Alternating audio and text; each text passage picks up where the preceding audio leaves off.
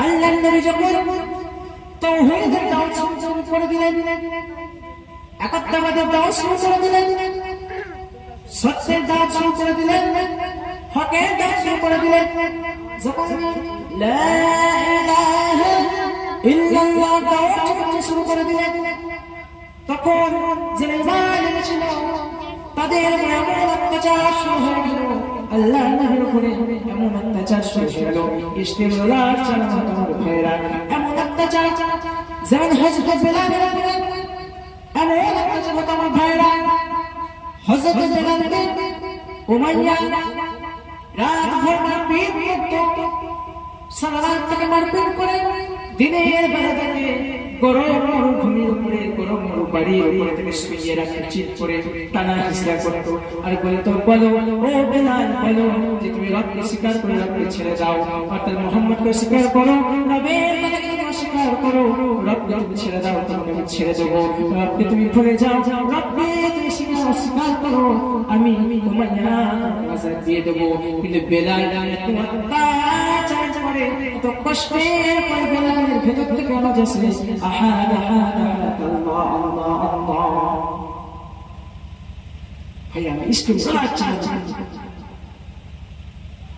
আল্লাহ নবীর পরমার দাওয়াত বের করবে, আল্লাহ নবীর অত্যাচার শুরু হয়ে গেল। 3 বছর আল্লাহ নবীকে জেলখানার ভিতরে পুরে দিলেন। আল্লাহ নবী 3 বছর জেলখানার ভিতরে ছিলেন। তাই মক্কা ছেড়ে আল্লাহ নবীকে জুলুম অত্যাচার করে মক্কা ছেড়ে আল্লাহ নবী হিজরত করে মদিনায় চলে গেলেন। এই কলেমার তাওহীদের দাওয়াত শুরু করলেন, এই কলেমার দাওয়াত শুনে ইসলামের একজন নারী সুমাইয়া রাদিয়াল্লাহু তাআলা ঈমান এনেছিলেন। ওই সুমাইয়া রাদিয়াল্লাহু তাআলা ঈমানের কারণে ওনার সন্তানের সামনে, ওনার স্বামীর সামনে ওনার লজ্জাস্থানকে লক্ষ্য করে কাফের বেঈমানেরা লজ্জাস্থানকে লক্ষ্য করে তীর মেরে দুনিয়া থেকে শহীদ করে দিলে। শুধু ঈমান এক কলমা, আল্লাহকে স্বীকার করার কারণে, আল্লাহ রবের ইত্তেবা করার কারণে, মুহাম্মদের ইত্তেবা, কত নবী কত জুলুম করেছে, কত অত্যাচার করেছে, কিন্তু আল্লাহ নবী কারো জুলুম করেছে। কারণ এজন্য আল্লাহ বলেছেন, ও নবী আপনি আমাকে সারা, আমি সারা জগতের জন্য রহমত করে পাঠিয়েছি, আপনি কারোর জন্য রহমত না, আপনি সারা বিশ্বের জন্য রহমত। আল্লাহ কোরআনে বলেন, ওয়া মা আরসালনাকা ইল্লা কাফাতাল লিন-নাস বাশীরান ওয়া নাযীরা। ও নবীজি আপনি হলেন বিশ্ব মানবতার জন্য রহমত, কাফাতাল লিন-নাস সারা বিশ্বের জন্য, আপনি বিশ্ব মানবতার জন্য আপনি হলেন রহমত স্বরূপ। যা নবীজি আপনি রহমত করে পাঠাইলেন সারা বিশ্বের জন্য, আপনি হলেন রহমত। আল্লাহ নবী সাথে কি করবেন? আল্লাহ কোরআনে বলছেন, ইয়া আইয়ুহান নাবিয়্যু ইন্না আরসালনাকা শাহিদান ওয়া মুবাশশিরান ওয়া নাযীরা ওয়া দা'iyan ইলা আল্লাহি বিইذনিহি ওয়া সিরাজান منيرا وبشر المؤمنين بأن لهم من الله فضلا كبيرا.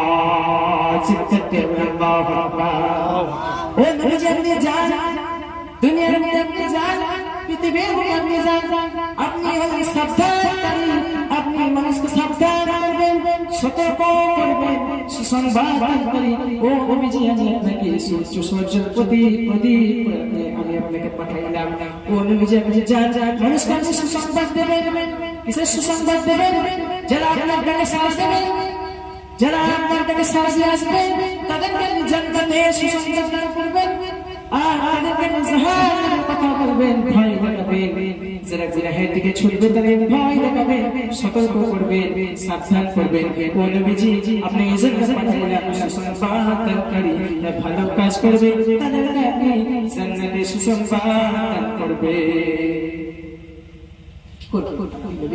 সাবধান করবে গুনাহী অন্ধকার জুলুম অত্যাচার আপনি মানুষকে সাবধান করবেন, সতর্ক করবেন। নবীজি যাও নবী আপনি যাও। সেই নবীজি এসে মায়ের নবী দুনিয়ার এসে মেহনত শুরু করলেন। প্রত্যেকটা যারা ছিল মূর্খ বর্বর তারা কোরআনের ছায়া চলে এসে তারা ঈমান এনে তারা নিজের ঈমানকে মজবুত করে এমন ভাবে ঈমানের ভাবে দাঁড়িয়ে গেছিল, তাদেরকে ঈমান থেকে হটানো করে জান যায় চলে যায়, বিবি যায় চলে যায়, বাচ্চা যায় চলে যায়, ঈমান থেকে পিছু হচ্ছে নারাজ, ঈমান থেকে পিছু পিছু কারণ কি বুঝেছে তাদের দিলের ভিতরে বসে গিয়ে কোরআনের সংস্পর্শে এসে হযরত আল্লাহর নবী মাথা কাটছিলেন, মক্কায় মশওয়ারা হয়ে গেল। আল্লাহর নবী মুহাম্মদ সাল্লাল্লাহু আলাইহি ওয়াসাল্লাম বলছেন, ওমর হাত তুলে বললেন, ওই স্পিকার সাহেব আমি ওমর বলছি মুহাম্মদ পাল্লা কাটতে যেতে পেরে আসবো। ওই ওমর পাল্লা কাটতে যাচ্ছিলেন। সংক্ষিপ্ত করছি ভাই আমার আলোচনা লম্বা। ওমর ফারুক পাল্লা দিয়েছে, ওই উমর তখন পাল্লা কাটার কথা ঈমানের পক্ষে চলে এলেন। আল্লাহর নবী তখন প্রকাশ্যে কাবার নামাজ পড়তে পারতেন না। আল্লাহর নবী নামাজ পড়ার সময় তার পিঠের উপরে উঠে ঘুরে চাপিয়ে দিত। উমর যখন দাঁড়িয়ে গেলেন ইসলামের পক্ষে উমর এলান করে দিলেন, আজকে থেকে তোমরা কে আছো এসো আমার নবী এখানে নামাজ পড়বে, নামাজ কাজ করবে, কে আছো বাধা দেবে মায়ের লাল এসে দাঁড়াও আমার সামনে, দাঁড়াও আমার সামনে, কে আছো বাইরে দেখি। কোরআনের ছায়া কারণে যারা ছিল জিরো তাদেরকে কোরআনের সংস্পর্শ লাগার কারণে আমার রব্বুল আলামিন তাদেরকে বানিয়ে দিয়েছে হিরো বানিয়ে, জিরো থেকে হিরো বানিয়ে দিলেন কোরআনের সংস্পর্শ।